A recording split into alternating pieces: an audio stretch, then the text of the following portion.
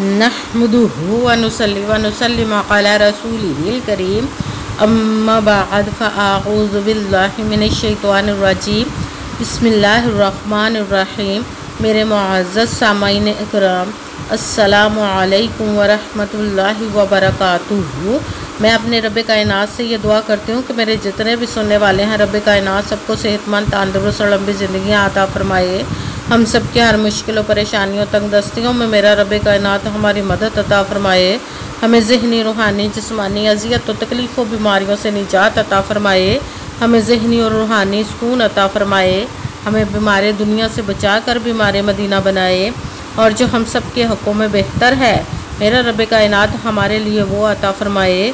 और जो हमारे हक़ों में बेहतर नहीं, उसका ख़्याल भी हम सब के दिलों से निकाल दे और हम सबको अपनी रज़ा पर राज़ी रहने वाला बना दे। आमीन सुम्मा आमीन। माशाअल्लाह से आज मुहर्रमुल हराम की 30 तारीख़ और आखिरी हफ्ते का दिन है मुहर्रमुल हराम के। आज हफ्ते के दिन जो मैं आप लोगों के लिए वजीफ़ा लेकर आई हूँ, या बासित और सूरह कौसर का पावरफुल मुजरब वजीफ़ा है।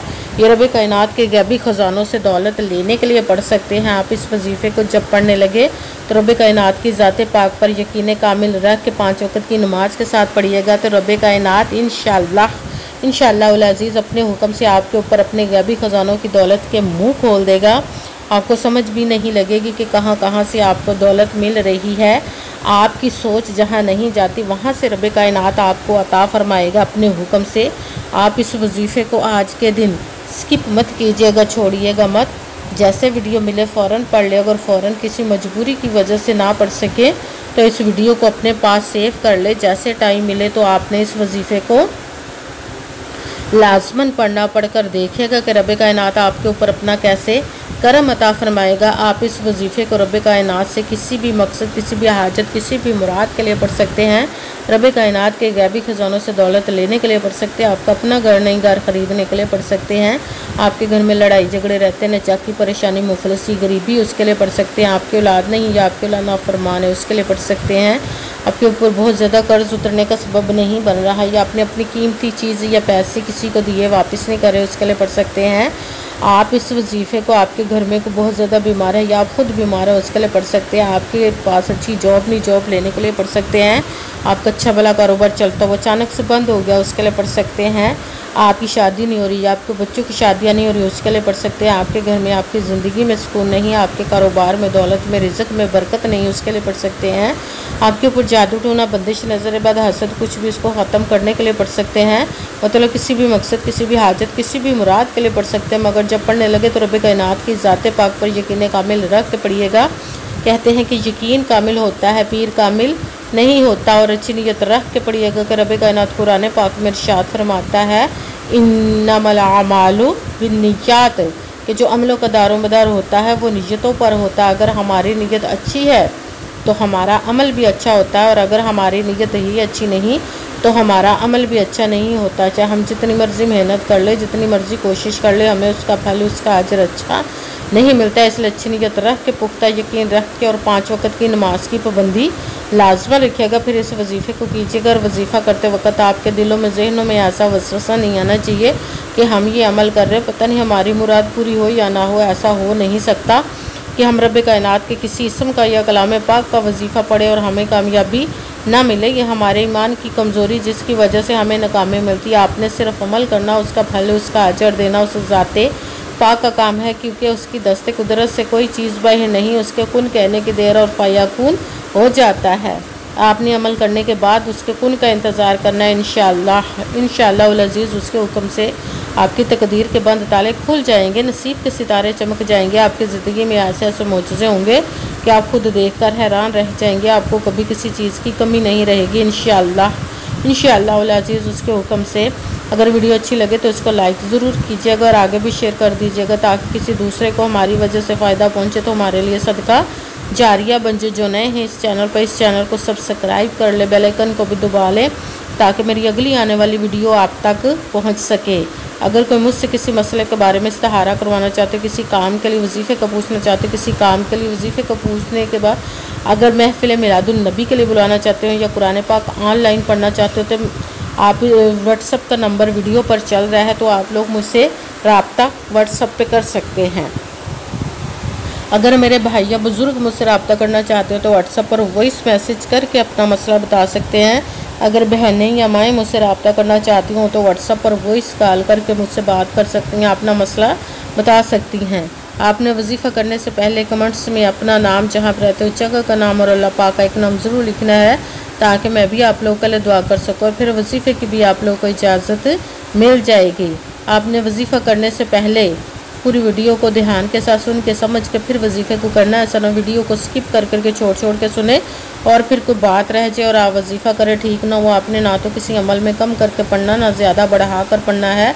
अगर कम या ज़्यादा कर देते तो वो हमारा वजीफ़ा ठीक नहीं होता, हमें कामयाबी नहीं मिलती। इसीलिए आपने मुकम्मल वजीफ़ा जिस तादाद और जिस तरतीब के साथ मैं बताने लगी, उसी तादाद और उसी तरतीब के साथ आपने इस अमल को पढ़ना है। आप इस अमल को आज के दिन किसी भी जगह पर बैठ कर पढ़ सकते, घर में, ऑफिस, मदरसा, यूनिवर्सिटी, कॉलेज, शॉप पे। मगर जब पढ़ने लगे तो बिल्कुल खामोशी, तवज्जो, सुकून के साथ पढ़ना। वजीफ़े के दरमियान ना तो आपने किसी से बात करनी, ना उठना, ना फ़ोन इस्तेमाल करना है। अगर हम वजीफ़े के दरमियान किसी से बात कर लेते या उठ जाते हैं तो वो हमारा वजीफ़ा ठीक नहीं होता, हमें कामयाबी नहीं मिलती। इसलिए आपने मुकम्मल वजीफ़ा पढ़ने के बाद किसी से बात करनी, उठना या कि फ़ोन इस्तेमाल करना है। आप इस अमल को आज के दिन किसी भी वक़्त पढ़ सकते, किसी भी नमाज के साथ पढ़ सकते हैं, नमाज के अलावा भी पढ़ सकते हैं। अगर नमाज के साथ पढ़ रहे तो नमाज मुकम्मल पढ़ने के बाद, दुआ मांगने के बाद आपने इस अमल को पढ़ना है। अगर नमाज के अलावा पढ़ रहे तो बावजू होकर ऐसी जगह पर बैठ कर पढ़ना जो बिल्कुल खामोशी, तवज्जो, सुकून के साथ आप इस अमल को पढ़ सके।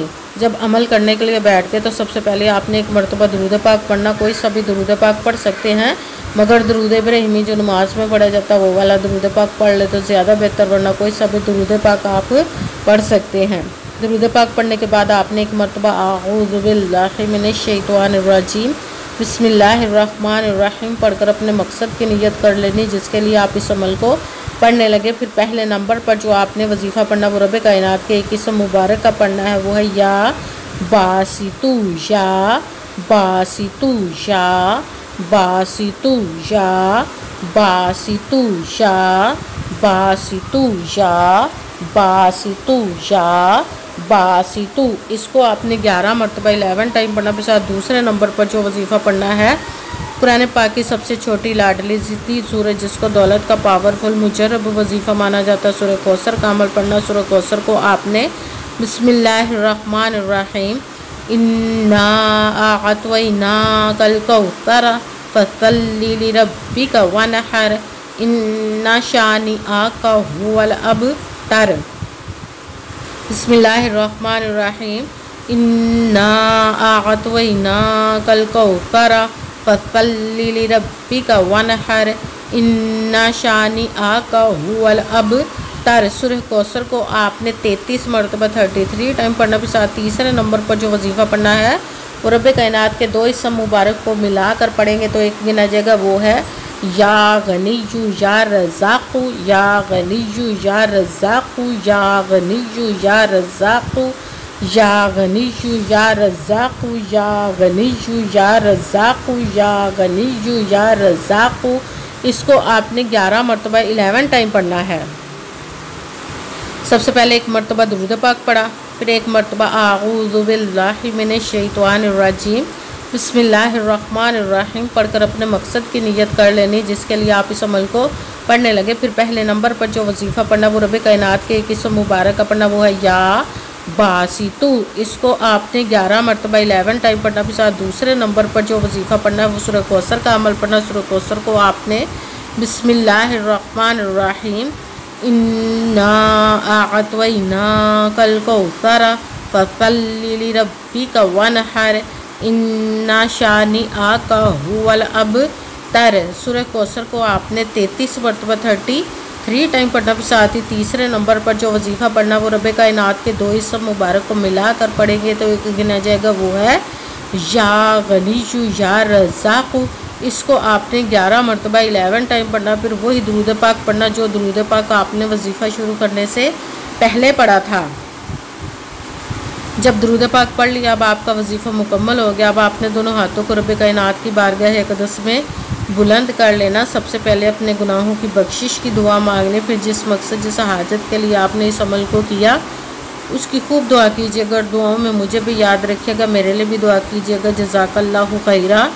जिस मकसद जिस हाजत के लिए आपने इस अमल को किया, रब कायनात अपने हुक्म से, अपने प्यारे महबूब के सदका से, अपने कलाम पाक और इसमें मुबारक के सदक़े आपकी तमाम नेक और जायज़ हाजात को कबूल व मंजूर अता फ़रमाए। रब कायनात के कुन कहने की देर है और फ़याकुन हो जाता है। आमीन इंशाअल्लाह, इंशाअल्लाह उल अज़ीज़ अपने हुक्म से। आमीन सुम्मा आमीन। अस्सलामु अलैकुम व रहमतुल्लाहि व बरकातुहू।